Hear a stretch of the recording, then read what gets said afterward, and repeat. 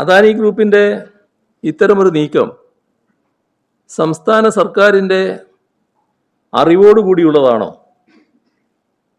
കരാറിന് വിരുദ്ധമായ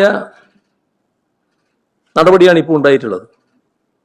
അത്തരമൊരു നടപടിക്കെതിരെ സർക്കാർ ഏതു തരത്തിലുള്ള നിയമ നടപടിയാണ് സ്വീകരിക്കാൻ ഉദ്ദേശിക്കുന്നത്?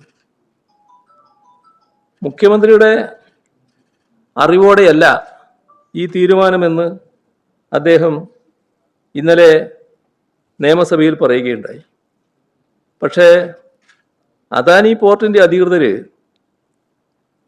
സർക്കാരിനെ ഇത് അറിയിച്ചു എന്നാണ് പറയുന്നത്. അങ്ങനെയാണെങ്കിൽ ഇക്കാര്യം രഹസ്യമാക്കി വെച്ചത് എന്തിനാണ്? അത് വസ്തുതയാണോ?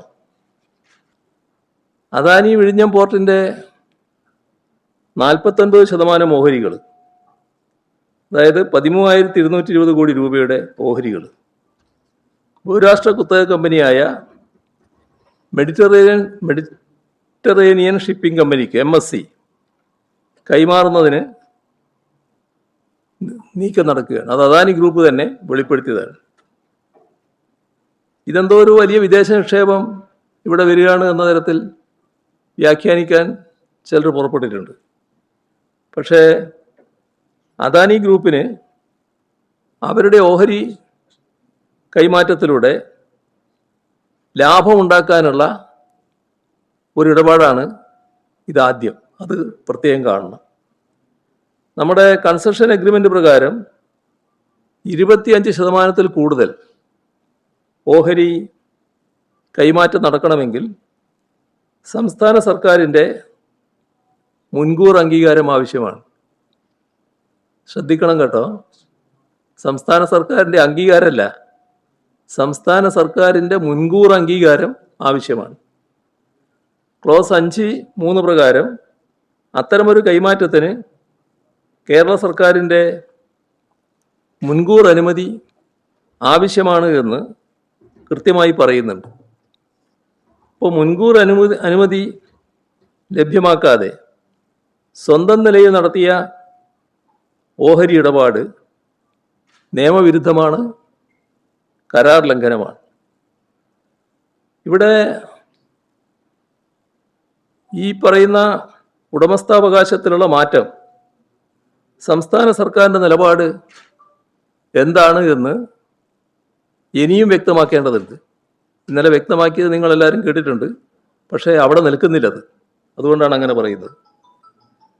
അദാനി ഗ്രൂപ്പിൻ്റെ ഇത്തരമൊരു നീക്കം സംസ്ഥാന സർക്കാരിൻ്റെ അറിവോടുകൂടിയുള്ളതാണോ?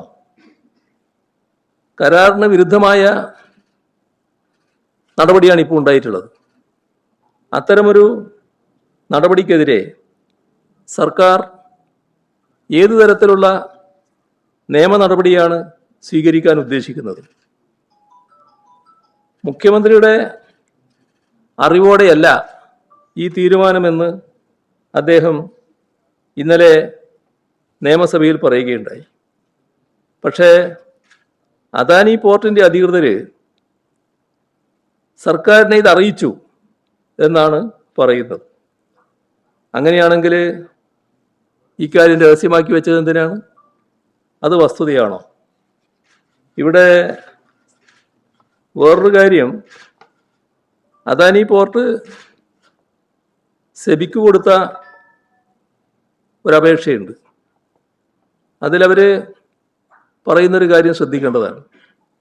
വിത്ത് reference to the captioned subject, we would like to inform you that the company has entered into share purchase and subscription agreement on June 29th, 2026 with Mundi Limited, bracket Mundi, pursuant to which Mundi will invest for 49% interest in Adani വിഴിഞ്ഞം port private limited.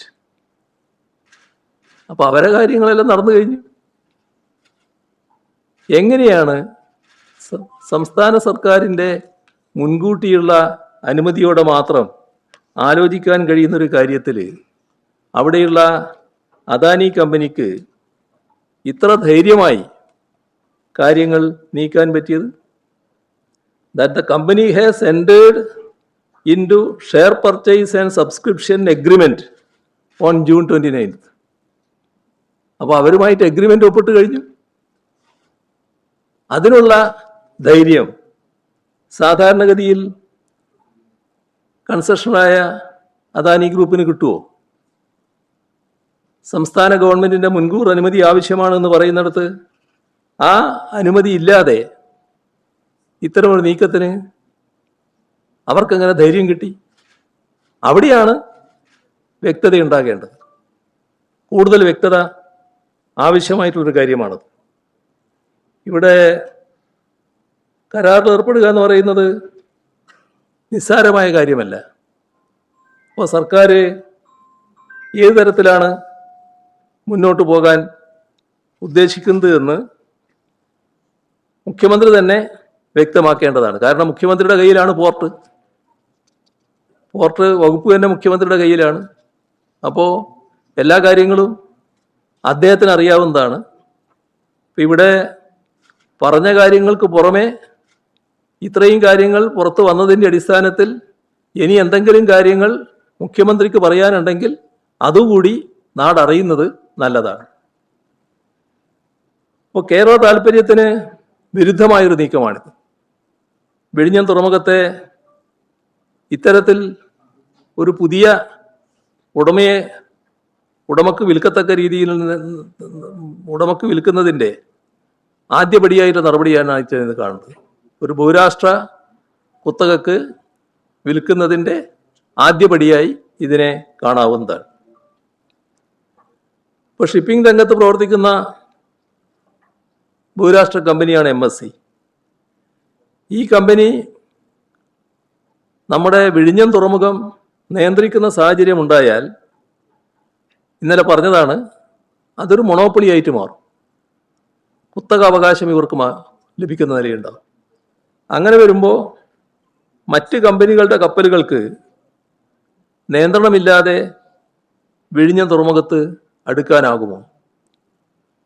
അത് MSC പോലുള്ള പ്രധാനപ്പെട്ട ലോകത്തെ കമ്പനികളുണ്ട്, കപ്പൽ കമ്പനികളുണ്ട്. അവരുടെ കപ്പലുകൾ കൂടി ഇങ്ങോട്ട് വരേണ്ടതാണ്. അപ്പോൾ അതിലെല്ലാം നിഷേധപരമായ നിലപാട് വരാൻ സാധ്യതയുണ്ടോ? ഈ കമ്പനിയുടെ കുത്തകാവകാശത്തിലേക്ക് വിഴിഞ്ഞം തുറമുഖം മാറിപ്പോകുമോ? മറ്റൊരു പ്രധാന കാര്യം, സർക്കാർ പങ്കാളിത്തത്തോടെ അദാനി നടത്തുന്നൊരു പോർട്ടാണിത്, വിഴിഞ്ഞം പോർട്ട്. എന്നാൽ അതല്ലാത്ത പോർട്ടുകൾ അദാനിക്കുണ്ട്. അപ്പോൾ നമ്മുടെ സർക്കാരിൻ്റെ താല്പര്യം, നാടിൻ്റെ താല്പര്യം, അത് ഹനിക്കപ്പെടുമോ ഇതിൻ്റെ ഭാഗമായി? ഇപ്പോൾ തുറമുഖം വികസിപ്പിക്കുന്നതിനായി നമ്മൾ ചുമതലപ്പെടുത്തിയ കമ്പനിയാണ് അദാനി. അവർ 49% മൊത്തമായൊരു വിദേശ കമ്പനി കൈമാറുകയാണ്. ഇതിലൂടെ MSCക്ക് നിയന്ത്രണാധികാരം വരും. വിദേശ കമ്പനിയുടെ ആധിപത്യത്തിലേക്ക് വളഞ്ഞ വഴിയിൽ കാര്യങ്ങൾ നീങ്ങുകയാണ്. ഇവിടെ മറ്റ് കമ്പനികളുടെ വൻ കപ്പലുകളടക്കം എത്തേണ്ടത് വളരെ പ്രധാനമാണ്. അത് തടസ്സമായിട്ട് വരും ഈ നീക്കം. അപ്പോൾ കേരളത്തിന് വലിയ നഷ്ടം ഇതുണ്ടാക്കും. സർക്കാരിൻ്റെ വരുമാനത്തിന് നഷ്ടമുണ്ടാകും. അതും കാണണം. ഈ കമ്പനികൾക്ക് കമ്പനികളുടേതായ താല്പര്യം കാണുമല്ലോ. അപ്പം അതിൻ്റെ ഭാഗമായി ചില നീക്കങ്ങളുണ്ടായാൽ നമുക്കിവിടെ ലഭിക്കേണ്ട വരുമാനത്തിന് കുറവുണ്ടായി എന്ന് വരും. അപ്പോൾ ഒരു മാറ്റവും ഇപ്പോഴത്തെ സാഹചര്യത്തിൽ ഉണ്ടാകാൻ പാടില്ല. വിഴിഞ്ഞത്തിൻ്റെ കാര്യത്തിൽ നേരത്തെ അദാനി ഗ്രൂപ്പ് അടക്കം സമ്മതിച്ച രീതിയിൽ കാര്യങ്ങൾ തീരുമാനിച്ചു വെച്ചതുണ്ട്. അതേ രീതിയിൽ കാര്യങ്ങൾ മുന്നോട്ട് പോകുന്നതിനുള്ള നടപടികൾ സംസ്ഥാന ഗവൺമെൻറ് ഭാഗത്തുണ്ടാവണം. അദാനി ഗ്രൂപ്പിൻ്റെ താല്പര്യത്തിന് വഴങ്ങിക്കൊടുക്കുന്ന നില ഒരു കാരണവശാലും ഉണ്ടാകാൻ പാടില്ല.